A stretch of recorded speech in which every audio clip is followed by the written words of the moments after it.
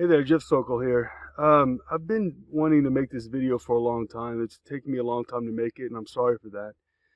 Uh, the story that I want to tell you is a story that took a long time to build up, but at the same time, it's a story of conversion. It's a story of struggle, and it's it's a story of faith, and and the way that it's a story of journey, really.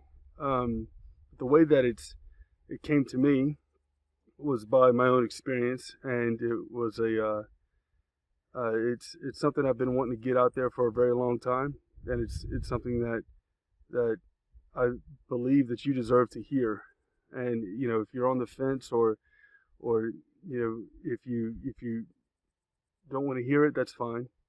You can change the channel or go somewhere else. But what I'm going to tell you is a story that started back um, in New York. And in 2001, I was living in Manhattan, and I'm from South Louisiana, as many of you know. And I was living in Manhattan, training to be a stockbroker. I was working at a firm called Waverly Securities, and that firm was a corresponding equities division of Paine Webber, okay, of UBS Paine Webber, and it was it was a fun, fast-paced environment, and I really liked that. I really liked that environment. I was 20 years old back then, and like I said, I was training to be a stockbroker. If you ever seen the movie Boiler Room, they kind of had that feel to it, and I was living a lifestyle that today I'm not proud of, but at the time it seemed normal. It's what all my friends were doing, and going out partying every night as much as we could, and going to work the next day, and chasing women and everything else, um, and not really catching very many, but chasing nonetheless. And but the bottom line is that I was there whenever the planes hit our building.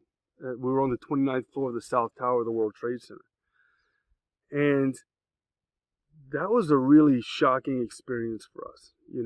Obviously, we saw a lot of death that day, stuff we just weren't prepared for. We saw a lot of things that we, hoped that we'd never have to see. And it impacted us all in very different ways. Some people in our firm went crazy. Everybody survived, by the way. Everybody in our firm survived. We're on the 29th floor of the South Tower, the second tower to get hit. We were able to evacuate, and that's a whole other video. That's a whole other story about how we did all that, and the stuff we saw that day and everything else. But that day, needless to say, that day was very rocking for us. That night, this spiritual journey began, and what took place was, well, let me back up. I was raised in the Baptist church. Okay, I was raised in the Baptist church, and I was raised in Catholic schools. I went to Catholic schools for high school and whatnot. So I went to Catholic schools, and I was raised Southern Baptist. My father's side of the family is very Catholic, and my mother's side of the family is very Baptist. So made for interesting Christmases sometimes. But nonetheless, I always had this faith, this overall existential belief in God. I was never taught anything else, never raised to believe anything other than that. So I believe that I believed in Jesus, and I believed in God, and now, was I acting the way that a Christian should? No, absolutely not. I wasn't doing things that would make my grandmother proud. So there goes that old adage, right? If you wouldn't do it in front of your grandma, you probably shouldn't be doing it. And so, we that night, September 11th, that night, something happened. This is going to get weird on you, and that's okay. I'm prepared for that. I'm prepared for the feedback. That night, I closed my eyes, and all of a sudden, I felt like I was trapped, like I was falling down in this deep black pit, and I couldn't move. And then I felt like my body was not attached to. I felt like I wasn't attached to my body anymore. I was laying in a bed. I felt like I was floating all around the room in this black abyss that was trying to pull me downward, pull me downward, pull me downward. And I was bouncing all over the place, and I was really struggling to keep from going down because he kept trying to drag me down.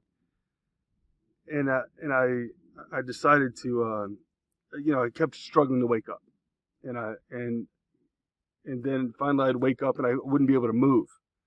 I'd be completely paralyzed and I wouldn't be able to move. Then I started struggling enough, because this happened every single night for a long time. I started struggling enough to where over the next coming weeks, I started struggling enough during that time where, during that sleep time, because I feel like I was bouncing around the room all over again. And one night I got up, and I felt like I had to go pee in the middle of the night. I got up.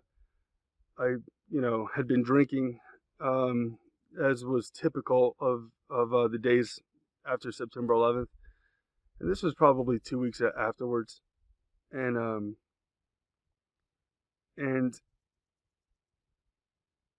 I went back to my room. I went to the bathroom, couldn't pee. Tried to turn on the light wouldn't turn on, which I thought was really odd. I was kind of in a daze, like as if, imagine, you wake up really hungover, and you're trying to get back to bed or something like that. But I hadn't been drinking that much, to feel that way. Anyway, I get back to my bedroom, and I see myself laying in the bed. I'm standing in my room, and I see myself laying in the bed. And I was like, I freaked out, and then all of a sudden I felt like a smash, and I bounced in the bed, as if I actually bounced in the bed. And then I opened my eyes, and I was back in the bed, but I had just been standing on the other side of the room. Some people call it dreams or whatever, and that's fine. Call it what you want. It happened enough to me to where I knew it wasn't a dream because I was conscious the entire time that these would take place. And then it started happening more and more, where it was a noticeable out-of-body experience. I started looking for answers, within the Christian community as to what was going on, and nobody had any answers for me. The only answers I had were, oh, you're not supposed to be doing that. You're not supposed to be having out-of-body experiences. Don't mess with it. And I wasn't messing with it. It was kind of messing with me. And so the only place that I found any information was in the New Age / occult section of Barnes and Noble. Started reading about out-of-body experiences, started reading about astral projection, started reading about all of these things. This was back in the early 2000s, so I started connecting with people on different chat rooms on AOL about like metaphysical phenomena, things of that nature. And ultimately, it led me down this road, and reading so much stuff about the occult and New Age, and what they tell you is in the occult, in the New Age philosophies, they tell you that the Catholic Church and all Christian denominations really have kept this secret from us of what they call true spirituality. Guys, I was into this for 10 years. This wasn't like a 2-month hobby. Okay, I was into this for 10 years. Every book in the section at Barnes and Noble I owned. I visited, special bookstores and in different parts of the country to learn more. Um, just met a lot of different people in that are really heavy, really deep in that entire arena, and then into New Age and occult practices. And to me, that became my core belief system. Basically, hedonism. And I didn't live that lifestyle. Don't get me wrong, okay? But but anything goes. The multiple truths for different people. All these things. And it's I know a lot about it. I mean, I attended the University of of Metaphysical Sciences. I was actually on track to get a PhD from the University of Metaphysical Sciences. So, like I said, it wasn't just a hobby for me. I wrote books about it. I was into it pretty heavily. There's nothing that you can tell me about metaphysics, about the about New Age philosophy, about the occult that I haven't read up on or studied or witnessed. And that goes as deep and dark as you want to go with it. I mean, any of it. So, bottom line is that I ended up meeting my wife in 2007, and I was still studying this during that time. She didn't like it. Okay, she's from Mexico. My wife is, and she's a Catholic, and we fell in love. We got married in 2009. And we agreed that if we ever have children, that they would be raised Catholic. Okay. And I agreed. I agreed whether just to get her to sign the papers and so we could get married. But she was very serious about it, and so anyway, we started having kids. A couple years later, in 2012, we had our first child, and I was still of this mindset, and I was still of this very worldly mindset, this very worldly perspective of, yes, do I believe in God? Sure. Do I believe in Jesus? I believe Jesus. At the time, I was telling myself I believe that Jesus was a great man. He was a great prophet, and I believe that Jesus used some of these spiritual and metaphysical techniques that magicians are using today. To do all these, to walk on water and all that stuff.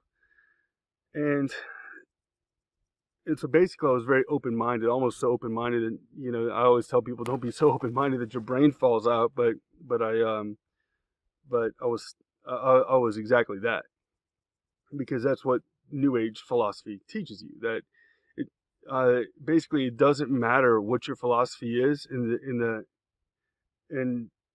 New Age world. It's all relevant, to them, and and everything has its own truth, and everything's acceptable, and I'm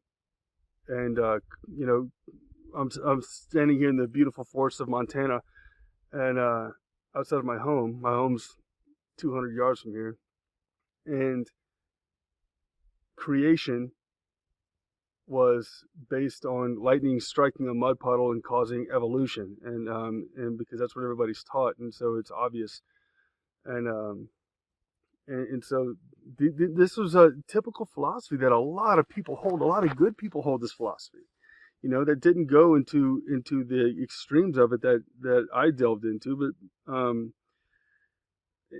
but regardless, moving forward, I was on a mountaintop at the end of 2012, and I was outside of Steamboat, Colorado, and I was elk hunting, and I got something called acute pulmonary edema at the top of the mountain. I was by myself. The guy that I was supposed to have radio contact with, because you're not supposed to go out alone, had already gone down the hill, and so I'm on top of this mountain by myself. I was dehydrated because I didn't want to drink the water that was cold in my pack, and I'd taken some layers off so I wouldn't start sweating as I was walking through this field. But when I went into the woods, the wind came in through this valley and hit me right in the chest, and all of a sudden I became hypothermic. That hypothermia, mixed with the dehydration, caused what they call acute pulmonary edema, where your brain starts to swell and your lungs fill with fluid, and you get really nauseated. I experienced all of that at once, and I thought maybe I could just warm up. Maybe if I just warm up, and I didn't have the presence of mind, anymore to make myself a fire, heat some water, and to get warm and to chill out. At that point, the only thing that's going to cure you is getting downhill. That's it. Just you got to get downhill. You got to get to a lower altitude. And I was at about close to 11,000 feet, probably. I was still under tree line, but in that part of Colorado, it's 10 or 11,000 feet between there. And so I laid down in the grass with my coat on, and I started feeling really cozy, like fall asleep kind of cozy. And everything started getting really warm and really nice. Didn't even consider the idea that it was going to freeze that night. Didn't even consider the idea that I had anything really that wrong with me. I thought I was just going to take a little nap and wake up. I wouldn't have woken up. I would have passed out. I would have gone into a coma and died on that mountaintop after it froze. So I would have died of hypothermia. If the brain swelling hadn't killed me first. So I'm laying down, and all of a sudden I hear this faint screaming. It's like a grown man yelling at me. And I open my eyes, and all I see is white. Okay, I see white, and I see this face right in front of me. He's grabbed me by the shirt, and he's like, Jeff, wake up, Jeff. And I feel like I'm being jerked up by the shirt. And the best way I can explain it is that he says, Jeff, you gotta get up, Jeff. You can't stay here. You gotta get up. You gotta get downhill. You gotta get up, Jeff. Keep going, Jeff.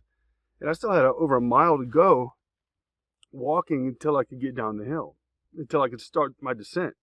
And so I felt compelled to get up, obviously. So I didn't know what that was. I didn't even consider it at the time, really, about who that was. I was just so out of it. I started walking further. I walked about another 40 yards, and I couldn't make it any further, and I passed out and I fell down again.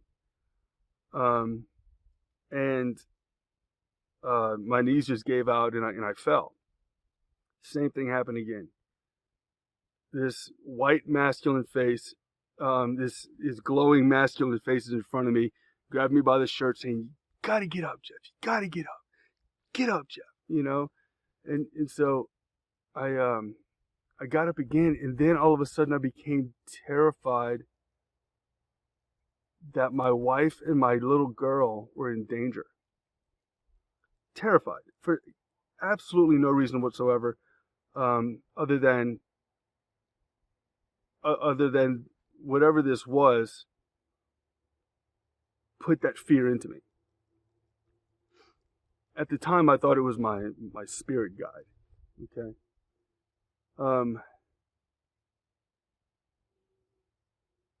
I had this fear into me that something terrible was about to happen to my wife and child if I didn't get downhill where I had cell phone reception and warn them.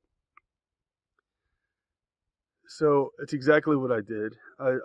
That fear drove me to keep going. And if it hadn't been for that fear that something was going to happen to my wife and child, which again, looking back on it, was completely irrational. If it hadn't been for that fear, I wouldn't have been able to go forward. And so I get down the hill, and by the time I crash into our camper trailer, I was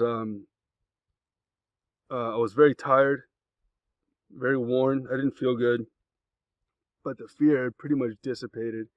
I talked to my wife; she was fine, and the fear was basically gone from that point. And but it opened my way of thinking that maybe I don't have all the answers. You know,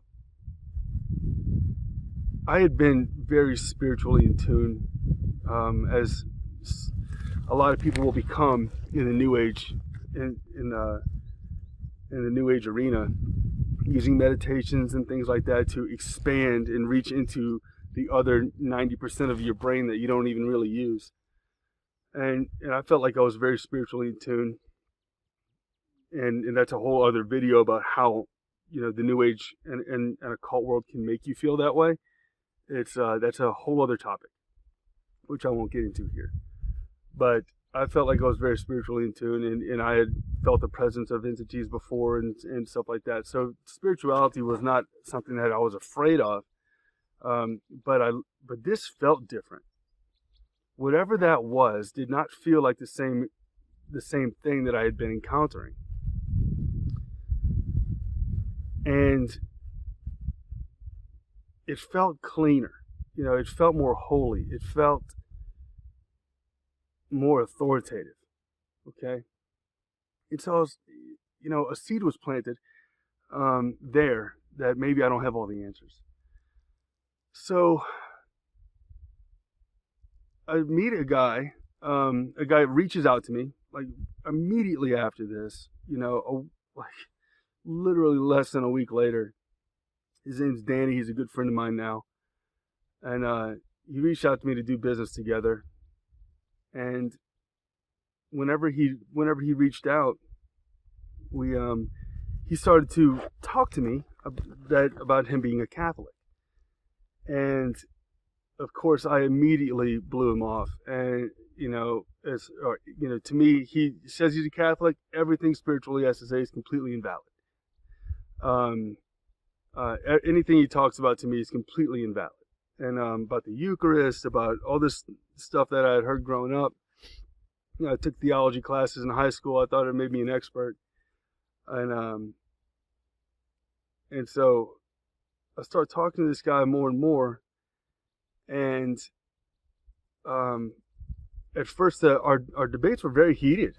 Very heated. He didn't want to talk to me anymore, and vice versa. But something happened where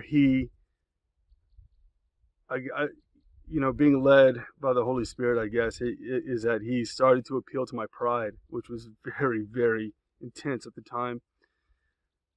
And I started to ask questions. And what really appealed to me was the fact that they had, quote unquote, mystics in the Catholic Church. And I started to read about these supernatural phenomena that was taking place within certain people in the church, and how it's happened throughout history, and that topic in general was appealing to me. So fast forward to May of 2013. By this time, I had asked more and more questions, and I was actually working in Nigeria. I was in the oil and gas industry, and I was working in Nigeria during a 5-week stint, and I was by myself, as I was typically on Sundays. We had a house there, and our staff, our help had in Nigeria, all the Americans that go over there have staff and security and stuff like that. So our staff wasn't there, and they had the afternoon off. And for some reason, I had just been getting more and more and more intrigued by Catholicism, talking to Danny every single day. And my wife's Catholic, but she really didn't try to evangelize to me. I guess she thought that it was going to cause arguments or whatever, and she just wasn't really that into it. But she didn't try to evangelize to me. She just, kind of helped me along if I had questions that she could answer. And by the time I was doing this 5-week stint in Africa, I was really into watching EWTN every day. I hadn't given up any spiritual thoughts, but I was giving a lot more credence to the Catholic Church and Catholicism, and with Danny's help, I was beginning to understand a lot more. Reading about Padre Pio, reading about Sister Faustina, Saint Faustina. The Divine Mercy Chaplet was extraordinarily intriguing to me. I had no idea how to pray a rosary, none. I knew which prayers to say on which beads, but I had no idea about the meditations or what it meant. And that was still, to me, a very foreign concept. So my housekeeper was Catholic, and I asked her to go out to her church, and I gave her some money to get me a rosary. And she came back to me with a rosary the next day, and I learned how to pray the Divine Mercy Chaplet on it, and I learned how to pray the rosary. And the next day, I guess it was this next Sunday, I was sitting by myself again, and the Bible, the whole thing, I was able to access the entire mini-series of the Bible that came out a few years ago. Back then, I was able to access the entire mini-series at once in Nigeria. So I binged on the entire thing. Saturday night and into Sunday, I binged on the entire thing, and I watched the whole thing. To me, growing up Baptist, I knew the stories, but to watch that, was really eye-opening for me, and I don't know why, but I felt very moved, and after it turned off, after it was over, I sat down on the couch, and this is where the conversion takes place. I sat down on the couch, and I prayed the Divine Mercy Chaplet, and I prayed the chaplet on behalf of a friend of mine that had committed suicide while we were in college. Or it was a couple years after college, but anyways, it was during the mid-2000s, and I don't know why he popped in my head to pray over, but Padre Pio said something that resonated really strongly with me. Padre Pio said that if you, he said he could pray the Divine Mercy Chaplet over his or for the good death of his great uncle, and it would still work out in his favor because God is not limited by space and time. So as far as Padre Pio understood, that since to the Lord everything's one great present, if he prays the Divine Mercy Chaplet over his dying uncle, who might have died 100 years ago, But if he prays the Divine Mercy Chaplet over his dying uncle, he's going to get the same benefits as if he were dying right now. And at least if that's not what he meant, that's the way I took it.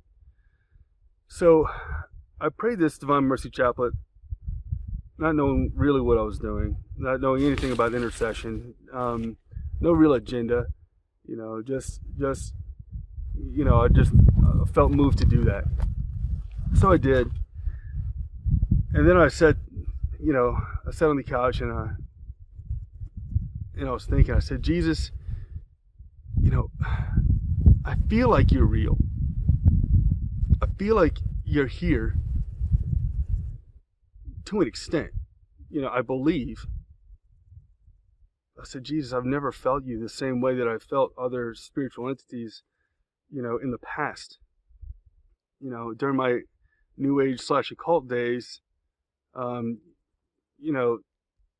what they called true spirituality, that the Catholic Church was hiding from everybody in order to control them.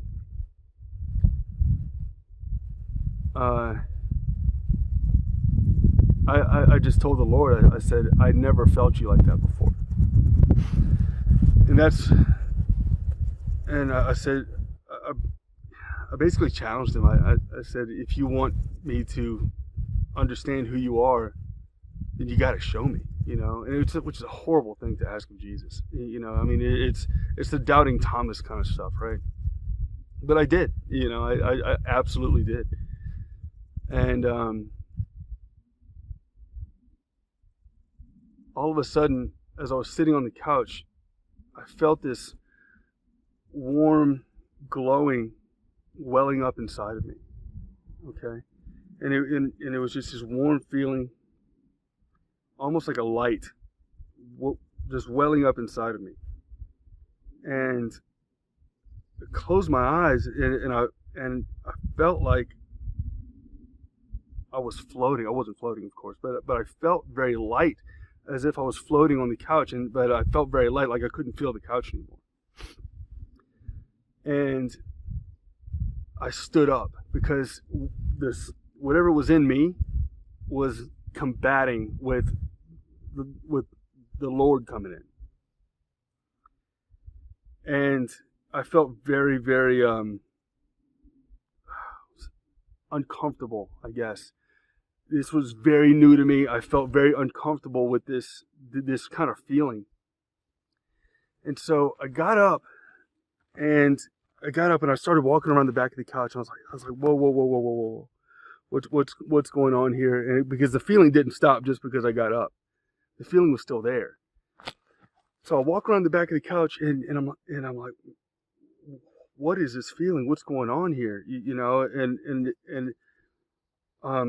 It felt too peaceful, too loving, and it was, like I said, very, very uncomfortable. And then all of a sudden, I got stopped in my tracks, and I felt these arms wrap around me, and I started to cry, and I started to weep, and I was like, man, I don't deserve this. I felt the deepest sense of peace, mercy, love, compassion, all rolled into one, and it just permeated every single part of my being.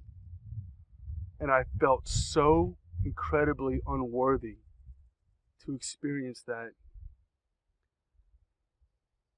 And almost to the point of not wanting it, because I felt so unworthy.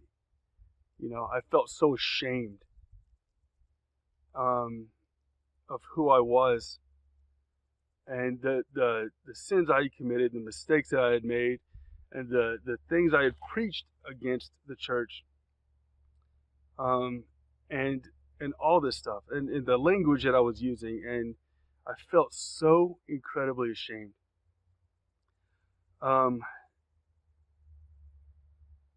Then I walked around the couch, and it was as if the Lord said, "You're going to want to be on your knees for this." And my knees just buckled and went out from under me. and I fell down on the coffee table, and I all of a sudden I'm getting these visions of all the sin that I had committed, especially the worst ones. Um, all the sin that I committed, I could feel the pain that all of the sin had caused through my interactions with people, how I made people feel. Every time that I had sinned, and I had hurt someone, inadvertently or not. I was deeply.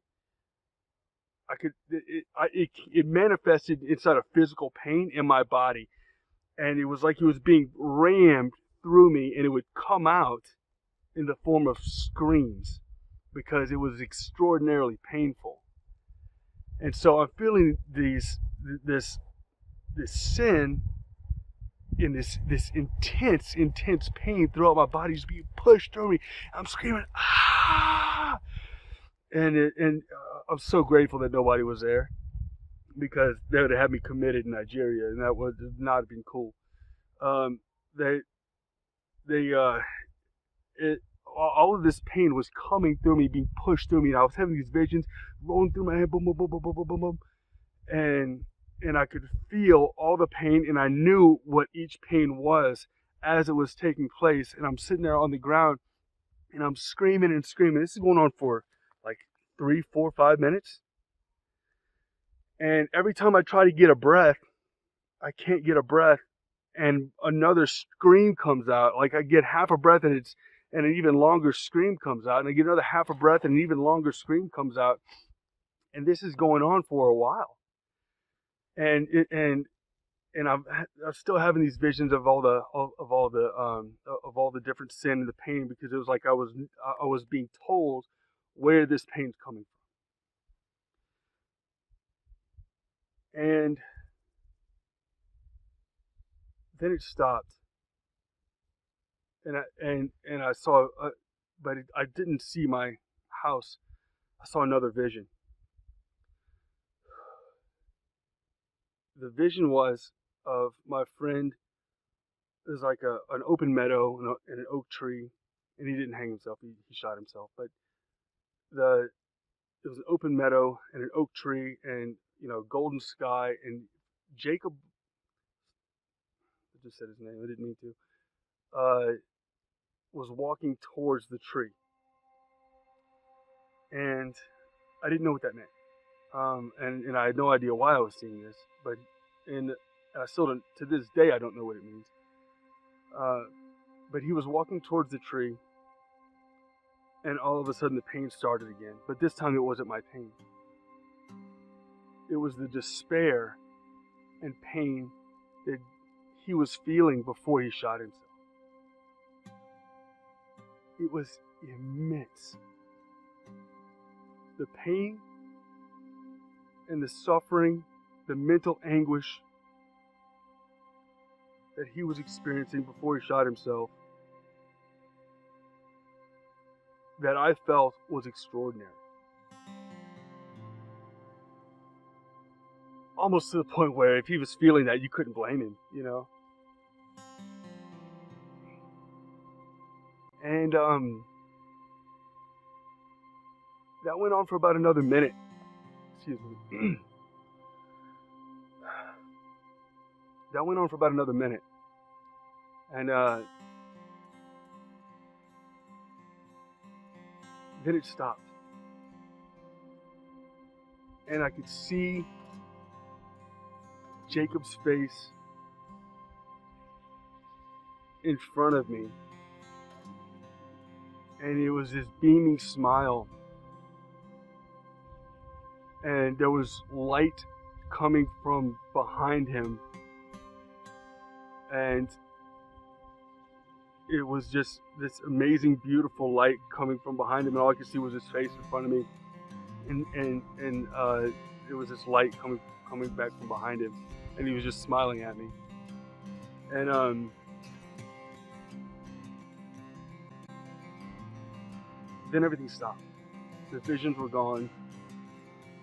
I'm laying on the floor in a puddle screams had stopped, the pain was gone, but I was really not feeling. I felt completely clean. Like 1,000 bricks had been taken off my shoulders. I stood up and I was shaking. Very, very shaky. And I was trying to regain my composure, which was not happening. There was no composure to be regained. I was red. I was very, very hot. I felt like I was 110 degrees or something. I was so hot from all the screaming and the carrying on and the muscle tension and everything, that my stomach was killing me, because as I was screaming, my abs had started to buckle. Everything hurt. My throat hurt. Everything hurt. I was sore, and I stand up, and the Lord says, "Go into the rain and be healed." Into the rain and be healed. Now, raining in Nigeria in the afternoon in the summertime is not uncommon. Okay, this was May 26th, 2013, about 2 o'clock in the afternoon. And but it began to rain. All of a sudden, started to rain. It usually rained for about an hour every afternoon. But it started to rain. And I went out into the rain, and I took off my shirt, and I just let the rain hit me. I just let it fall down and hit me, and every drop of rain that touched me, that cooled my skin, was like a kiss from the Lord. Just let me know, I got you. I got you. You're mine. You're mine. You're mine. You're mine.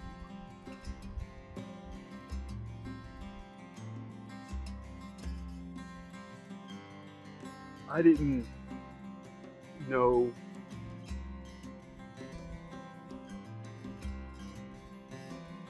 what to do after. I was at that point. You didn't have to, I got this wisdom that showed me all of my error after that. I was endowed with this wisdom and again, it's a completely different video, but how people in the occult, they think they become empathic, they think that they're psychic, they think that they're this or that, and the truth is that they aren't. Okay, but I got given the wisdom of how demons can make them feel that way.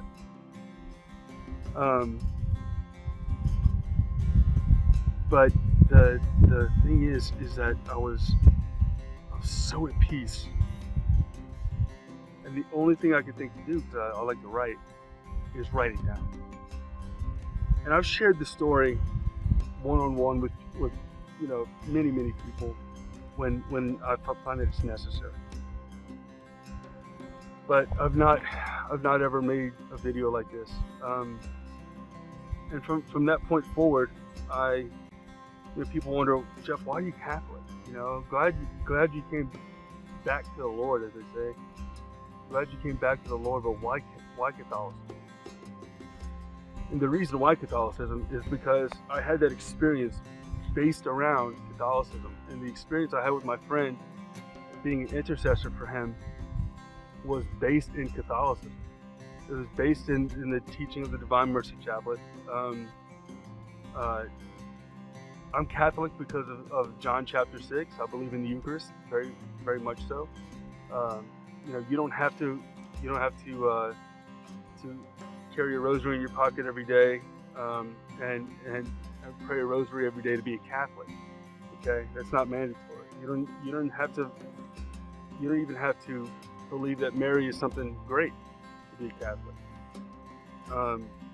The Catholicism is centered around the Eucharist and the sacraments. That's why I'm Catholic. And this story is a 100% account of my testimony. This is how it happened. You know, this is the journey that I went on.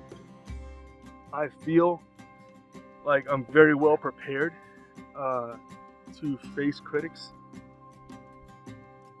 from the New Age world. I've been there. I've been there. I've studied it. I was once, a very big member of it. I know a lot of the big proponents of it that are still very public today. I know them personally. And they're wrong. They're wrong. Anyway, I really hope you got something out of this. This has been on my heart now for a while to share. The people that I've told it to have all gotten things out of it. So this is how it happened to me. You know, this was from that point forward, from that time in May. I still had old habits, of course, but so I didn't walk out of there a saint, but I was shown the power, the love, and the mercy of our Lord Jesus Christ. And furthermore, going past that, I've been very, very much in tune with the Holy Spirit, and I've been I see how things work in the world. I see how this something as simple as our soil. This pine needles right here breaking down, and fungus growing through them, mycelia moving throughout it. It's all part of this. It's all part of the process. People will tell you that's evolution. It's not evolution. None of this. I started to study soil science, and soil scientists will tell you it's evolution, but it's just not. It's just not. This is too complicated to be an accident. The Lord designed everything, every single thing that we see, and I now feel so grateful that the Lord saw enough in me to wake me up on top of that mountain. Getting back to that, in 2012, on top of that mountain, steamboat. There's yellow jackets out here everywhere. I now believe, it became very apparent to me that was my guardian angel speaking to me on top of the mountain. He saved me, the Lord put that fear in me to get downhill. I wish He'd do that for everybody. I don't know. I don't have those answers. Okay? I don't have the answers about why some people die up there and others don't. I just don't have those answers. Believe me, I struggle with that. I struggled with September 11th for years. I mean, I struggled with for 2 years. I didn't sleep a full night. It took hypnosis to help me bring up repressed memories where my subconscious would allow me to sleep at night. I've dealt with survivor's remorse. Why did thousands of people die over there when I didn't? Why did thousands of people or hundreds of people in the middle of the street, as I was crossing the street, and the plane hit the South Tower and all this debris and stuff was falling down around us? Why didn't I get hurt? Why didn't I get hit? Other people died in the street. I mean, cops died in the street. People with families died. I was a 20-year-old punk, and I didn't even get a scratch. I struggled for a long time. I said, no, if there is a God like we've been taught that he wouldn't allow that to take place. Of course, I was wrong. It's not about God. It's not that God allows it. Sin has entered the world, and we're dealing with the repercussions. People have free will. The Marines have a saying, and I'm not in the military, but the Marines have a saying, kill them all, let God sort them out. And that seems to be the way that the world works today, is that the Lord can put his hand in, and I've seen that sometimes he does. But other times things are just unexplainable. We don't understand why sometimes we get intervention and other times we don't. So I don't have those answers, but I tell you that the Lord is real. Jesus Christ is real. Jesus Christ has helped us immensely. Surrender your life to Jesus Christ. Surrender to him. Look up something called the surrender prayer. If you're seeing this on YouTube, I'll put a link down to it below. Look up something called the surrender prayer. And that prayer I've watched multiple miracles take place because of that surrender prayer.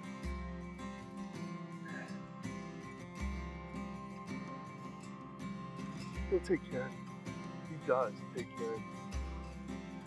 And I just hope that if you're watching this and you might be on the fence about whether or not you did Christianity or want to dig Christianity or think anything about Christianity, I want you to understand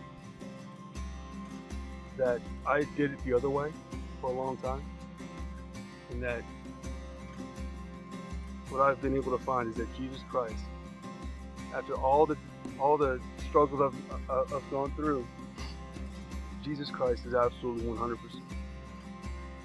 and he will take care of you. He's there all the time. He's there every time you ask for him. And he loves you. More than anything. More than anything. If you had felt, if you could feel that depth of love and mercy that the Lord has, he's counted every hair in your head. And all he wants is for you to let him love you and to let him take care of you. To let him take control. I hope this testimonial blesses you, and I hope that you get something out of this, and maybe you can share it with a friend if they may need to hear.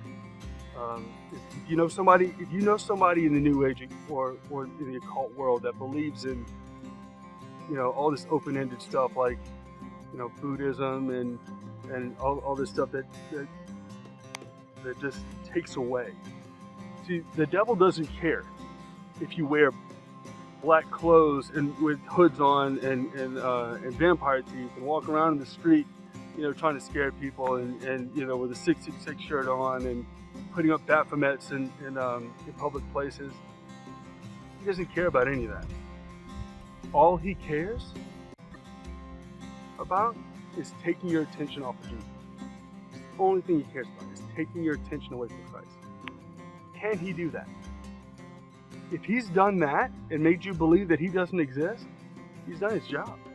As far as he's concerned, he doesn't want you saying, he doesn't want your hero worship. He wants you to take your attention off of Jesus. And whether it's the Kardashians or if it's in some cases people are wrong when they worship Mary. Okay, some people do worship Mary. It's wrong. It's absolutely wrong. There are some Catholics that do that. Take your attention off of Jesus is all he wants. And so he'll use that in people any way he can get it. As Catholics, we do not worship Mary. Okay? We honor Mary the same way that Jesus honored his mother. But we don't worship her. We don't worship saints. Believe me, I know all of the complaints about the church, and I know all of the things that you can say about the church. I used to say them all the time, you know, to my family, and I didn't, you know, I used to be heavily against the Catholic Church. I know all the arguments, and I also know all of their explanations and all of their rebuttals. The Catholic Church, look, I was raised Baptist, and I don't question the salvation of other Christians. I don't question the salvation of Protestants. You know, I just don't. You know, I know that some Catholics will. I don't question the salvation of those of Protestant churches, and I don't question the salvation of people that have never heard the gospel. You know, I mean, as long as they're good people. You know, I mean, I don't have all those answers either, and I'm not here making accusations. I'm telling you exactly what happened to me, and I really hope that this blesses you. And I really hope that you got something out of this. And please, if you know anybody else in the occult or anybody else that practices New Age, just let them watch this video. If they have questions, I'll answer as many as I can in the comments. And you know, if you want me to share this testimony with someone else, I'll be happy to do that for you. Just let me know, and I'll do the best I can as far as that's concerned. Thank you very much for your time. God bless you.